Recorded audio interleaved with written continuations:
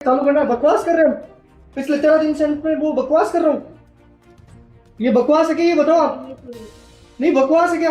बकवास है।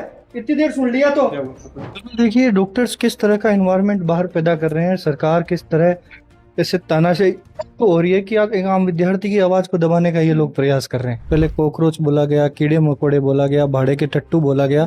अब 13 दिन की इस आमरण अनशन को अगर बकवास का दर्जा दिया जा रहा है तो किस तरह राजस्थान का युवा इस चीज को देखेगा कि हम क्या मांग रहे हैं। हम हमारी राजभाषा मांग रहे हैं, हमारा छात्र संघ चुनाव, हमारा अधिकार मांग रहे हैं। इस मामले पे बकवास हो रही है ये। मैं यहाँ इलाज लेने के लिए मना कर रहा हूँ, सरकार सुन नहीं रही है और ये बोल रही है मैडम कि आप बकवास कर रहे हो। यहाँ डॉक्टर्स 13 दिन से आमरण अनशन पे हैं, उसके बाद ये बातें बोल रही है कि बकवास कर रहे हो। यहाँ किस चीज का अधिकार है डॉक्टर को ये बोलने का कि बकवास कर रहा हूँ मैं यहाँ? डॉक्टर आप कैसे क्यों बोल रही है? डॉक्टर आपको ऐसा क्यों बोल रही है? तो क्या हालत आपकी इतनी गंभीर है? बिल्कुल देखिए 13 दिन से आमरण अनशन पे हैं, उसके बाद में इस तरह का व्यवहार डॉक्टरों के द्वारा किया जा रहा है। सरकार का कोई नुमाइंदा यहाँ सुनने नहीं आ रहा है। सर, आपकी तबीयत ज्यादा बिगड़ती जा रही है। डॉक्टर ऐसे कह रहे हैं कि आपकी किडनी भी फेल हो सकती है, लेकिन आप उस पर क्या कहेंगे कि इतना कुछ होने के बाद में भी लोगों को ऐसा लग रहा है कि आप बकवास कर रहे हैं? बिल्कुल देखिए डॉक्टर्स किस तरह का एनवायरनमेंट बाहर पैदा कर रहे हैं, सरकार किस तरह ऐसे तानाशाही हो रही है कि आप एक आम विद्यार्थी की आवाज को दबाने का ये लोग प्रयास कर रहे हैं। पिछले 13 दिन से आमरण अनशन पर बैठा हूँ, उसके बाद ये लोग किस तरह अभी लिखे मैंने इनको दिया है कि मैं किसी प्रकार का इलाज नहीं लूंगा, हमारी मांगे जायज है। उसके बाद ये लोग इस तरह की भाषा यूज कर रहे हैं एक आम विद्यार्थी के साथ कि मैं बकवास कर रहे हैं।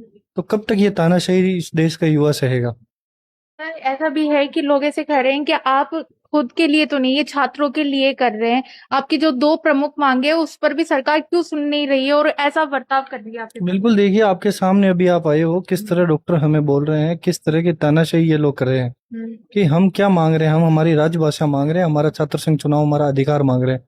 उसके बावजूद ये लोग क्या किस तरह के व्यवहार एक आम विद्यार्थी का। आज 13 दिन से कोई भी सरकार का नुमाइंदा हमें सुनने तक नहीं आया कि आपकी क्या मांगे, आपकी तबीयत कैसी है। उसके बावजूद ये लोग इस तरह ये कर रहे हैं कि मैं हमें बकवास बोल रहे हैं।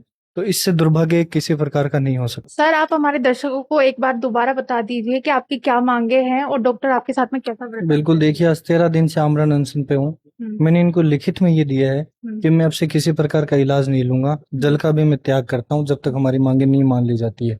उसके बावजूद यहाँ के जो डॉक्टर हैं ये हमें ये कह रहे हैं कि ये क्या बकवास है। अच्छा। क्या हम बकवास कर रहे हैं? पिछले 13 दिन से आमरण अनशन पर बैठा हूँ, मैं बकवास कर रहा हूँ? तो ये तमाम चीजें हैं कि एक आम युवाओं को किस तरह दबाया जा रहा है राजस्थान की सरकार के द्वारा कि मेडिकल ट्रीटमेंट भी जब हमने लेने को मना किया तो ये बकवास जैसे वर्ड यूज किए जा रहे हैं। पहले कॉकरोच बोला गया, कीड़े मकोड़े बोला गया, भाड़े के टट्टू बोला गया। अब 13 दिन की इस आमरण अनशन को अगर बकवास का दर्जा दिया जा रहा है तो किस तरह राजस्थान का युवा इस चीज को देखेगा? क्या सरकार और प्रशासन की तरफ से कोई मंत्री या कोई आया अधिकारी आपसे बात करने के लिए? बिल्कुल देखिए अभी तक कोई यहाँ हमारे पास नहीं आया है। ये लोग हमारी इनको जान के कोई किसी को नहीं पड़ी कि जान जाए या इसकी तबीयत बिगड़ती जा रही है। एटलीस्ट वो हमारी मांगे सुनने के लिए यहाँ आ सकते हैं, हमारी जो जायज मांगे हैं उस पर ये सहमति जता सकते हैं। हम हमारी राजस्थानी भाषा मांग रहे हैं, लेकिन उसके बाद भी सरकार किस तरह आज देखिए युवाओं को दबाने का प्रयास, हर प्रयास संभव कर रही है वो। सर, एक बार आप हमारे दर्शकों को वापस बता दीजिए कि आपकी दो प्रमुख मांगे क्या है और आप उनको क्यों लेकर आप ये प्रदर्शन कर रहे थे और अभी अनशन पर है? बिल्कुल देखिए जो गवर्नर है वो महाराष्ट्र से आते हैं तो वो मराठी लैंग्वेज थोपने का काम यहाँ कर रहे हैं और दूसरी तरफ प्रदेश में बंद पड़े छात्र संघ चुनाव को हम लोग चालू करवाना चाहते हैं। ये दो हमारी प्रमुख मांगे हैं। अभी जो सरकार अभी देखने को मिला है कि पहले तो जंतर मंतर पर लाठीचार्ज हुई और कल कन्नी सेना के द्वारा भी एक प्रदर्शन किया गया जिसके अंदर युवाओं को इतनी तरह बहरहमी से पीटा गया कि जिसमें एक छात्र की मौत हो चुकी है। उस पर आप क्या कैसे देखते हैं आप उसको? बिल्कुल देखिए कहीं ना कहीं गलत है। अगर आज जो युवा धरातल पर संघर्ष कर रहे हैं, सड़कों पर उतरे हैं, तो उनसे आप पूछिए कि आप सड़क पर क्यों हैं। उन पे लाठी मत चलाइए, आप उनसे वार्ता कीजिए जाके कि आपकी क्या मांगे हैं, आप उन पे सहमति जताइए जताइए या उनका कुछ ना कुछ सोल्यूशन निकालिए। लाठी चलाना या भूख हड़ताल को बकवास कहना ये इस चीज का सोल्यूशन नहीं है। आप जब तक युवाओं को कब तक युवाओं को दबाने का प्रयास करोगे, लाठी चलाओगे, फिर से वो सड़कों पर उतरेंगे। आज मुझे भूख हड़ताल से पुलिस जबरन वहां से उठा के लाई। तो ऐसे कितने नौजवान हैं जो भूख हड़ताल करने के लिए तैयार है, पुलिस की लाठी खाने के लिए तैयार है। लेकिन सरकार किस तरह युवाओं को दबाने का प्रयास कर रही है, ये कहीं ना कहीं दुर्भाग्य है राजस्थान के युवाओं के लिए। जब आपको जबरन उठाया जा रहा था उस टाइम पे कुछ छात्र ऐसे थे जिनके साथ में बहुत बदसलूकी या वो गलत व्यवहार किया, उस पर आप क्या कहेंगे? और सरकार से क्या कहेंगे कि आप ऐसा क्यों कर रहे हैं? बिल्कुल देखिए, सरकार को अभी भी चेता देना चाहेंगे कि हम शांतिपूर्ण तरीके से ये आंदोलन कर रहे हैं। यानी आपने जिस तरह दिल्ली के जंतर मंतर पर देखा, युवा आक्रोशित हुए थे, हाँ। तो राजस्थान में उस तरह के हालात ना हो, आपको घरों से निकलना बंद ना करवा दें हम, इससे पहले ही आप हमसे वार्ता कीजिए, हमारी जायज मांगों पर सहमति जताइए। क्या लगता है सरकार आपसे बात करेगी इस बार?